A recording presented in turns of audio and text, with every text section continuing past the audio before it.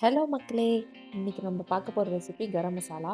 அப்படியே செம்ம ஸ்மெல் இத அரைக்கும்போது, அப்படியே கம கம கமன்னு வீடு ஃபுல்லா எல்லா ரூம்லயும் அதே வாசனை தான். வாங்க எப்படி செய்றதுன்னு பார்க்கலாம். ஃபர்ஸ்ட்டு ஒரு கடாய் வச்சுட்டு 4 டேபிள் ஸ்பூன் கொத்தமல்லி விதை, அதாவது தனியா விதை, 1/4 கப் கிட்ட இருக்கும். இது போட்டு நல்லா ட்ரை ரோஸ்ட் பண்ணி எடுத்துக்கணும். நம்ம எல்லா இன்க்ரீடியன்ட்ஸுமே ட்ரை ரோஸ்ட் பண்ணி தான் எடுக்க போறோம். கொத்தமல்லி கருகாம நல்லா வாசம் வர வரைக்கும் வறுத்து எடுத்துக்கணும்.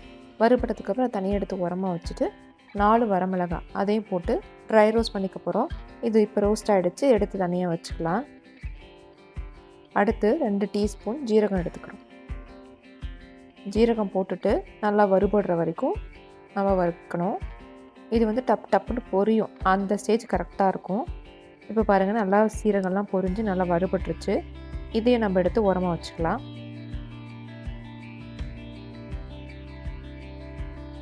அடுத்து 1 டீஸ்பூன் சோம்பு, இதையும் நல்லா ட்ரை ரோஸ்ட் பண்ணி எடுத்துக்கலாம்.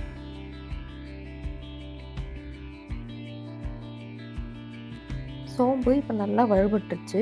இதையும் நம்ம எடுத்து மற்ற திங்ஸ், அதாவது வறுத்து வச்சுருக்கோம் இல்லையா, அந்த திங்ஸ் கூட எடுத்து வச்சுட்டு நம்ம 2 டீஸ்பூன் பெப்பர் போட்டு இதுவும் நல்லா வறுத்து எடுத்துக்க போகிறோம்.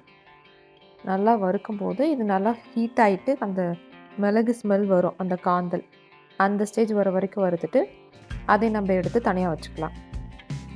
அடுத்து 4 துண்டு பட்டை, ஒரு 6 கிராம்பு, இது 2 போட்டு வறுத்துட்டு இது கூடவே 2 அல்லது 3 ஏலக்காய், நான் இன்றைக்கி 3 ஏலக்காய் சேர்த்துருக்கேன், அதையும் போட்டு நம்ம எல்லாத்தையும் ரோஸ்ட் பண்ணி எடுத்துக்கலாம். நம்ம ஆட் பண்ண பட்டை, கிராம்பு, ஏலக்காய் 3 வறுபட்டுருச்சு. அதை எடுத்து ஓரமாக வச்சுட்டு அடுத்து 4 பிரிஞ்சி லீஃப் போட்டு, அதாவது பிரிஞ்சி இலை, பிரியாணிக்கு போடுவோம் இல்லையா, அந்த இலை போட்டு அதையும் நல்லா வறுத்து எடுத்துக்கணும்.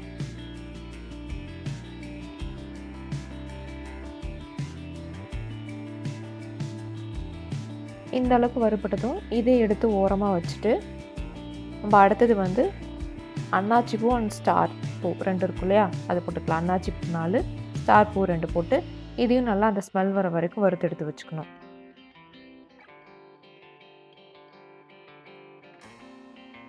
இப்போ இந்த அளவுக்கு நல்லா வறுபட்டுருச்சு. இதை எடுத்து ஓரமாக வச்சுட்டு அடுத்து வந்து இதுதான் ரொம்ப ரொம்ப மெயின். இது வந்து ஜாதிக்காய், அது மேலே இருக்க ஓடு, அப்புறம் ஒரு ஜாதிபத்திரி. ஜாதிபத்திரிங்கிறது ஜாதிக்காய்க்கு மேலே இருக்க ஒரு லேயர் தான். ஸோ இதெல்லாம் போட்டு இது கொஞ்சம் கொஞ்சம் போட்டால் போதும், ஏன்னா அது ரொம்ப ரொம்ப ஹீட்டு, ஆனால் நல்ல ஸ்மெல்லு, ரொம்ப மருத்துவ குணம் இருக்குது.